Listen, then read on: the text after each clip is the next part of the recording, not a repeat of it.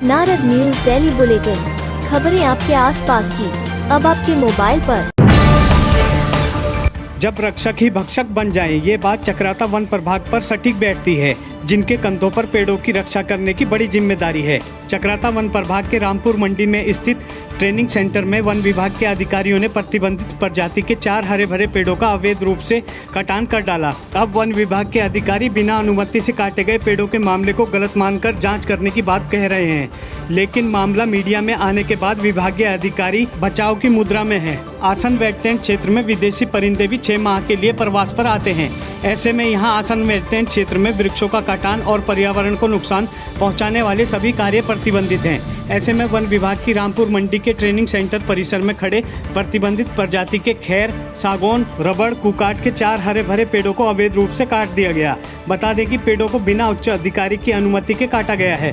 प्रतिबंधित क्षेत्र में प्रतिबंधित प्रजाति के हरे भरे पेड़ों को काटा जाना वन विभाग की कार्यप्रणाली पर सवाल खड़े कर रहा है। वहीं चक्राता वन प्रभाग के एसडीओ बी.डी. सकलानी ने कहा कि डीएफओ के निर्देश पर उन्होंने मौके पर जांच की है कि वृक्षों को बिना अनुमति के काटा गया है, लेकिन रामपुर मंडी ट्रेनिंग सेंटर में ट्रेनिंग के दौरान कुछ वृक्ष बाधक बनते हैं, इसलिए वे काटे गए हैं। उन्होंने अपनी रिपोर्ट में इसका जिक्र किया है और रिपोर्ट डीएफओ को सौंपी जा रही है। अब रिपोर्ट पर डीएफओ को ही उचित कार्रवाई करनी है।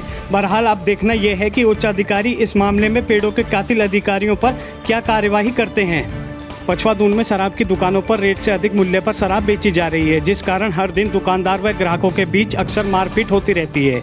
हरबटपुर विकासनगर हाईवे पर लेमन अस्पताल के पास स्थित अंग्रेजी शराब की दुकान पर हंगामा करना 2 युवकों को भारी पड़ गया। युवकों ने आरोप लगाया कि दुकान संचालक शराब महंगे दामों पर बेच रहा था। दुकान के संचालकों ने कहा कि युवक दुकान में घुस गया और कर्मचारियों से मारपीट की।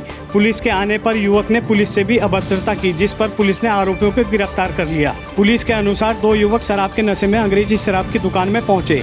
युवकों ने शराब सस्ते दाम में देने की दुकान के संचालक से मांग की। दुकान संचालक का कहना है कि युवकों ने पहले दुकान के बाहर जमकर हंगामा किया और बाद में एक युवक दुकान के अंदर घुस गया और दुकान में बैठे कर्मचारियों के साथ मारपीट करने लगा, जिसका विरोध कर युवक को उन्होंने बाहर खदेड़ा और पुलिस को सूचना दी। आरोप है कि आरोपियों ने पुलिस से भी अभद्रता की। वहीं युवकों का कहना है कि शराब की दुकान के संचालक खुदरा मूल्य से अधिक दामों पर शराब बेच रहे थे, जिसका उन्होंने विरोध किया और कर्मचारियों ने उनसे मारपीट की।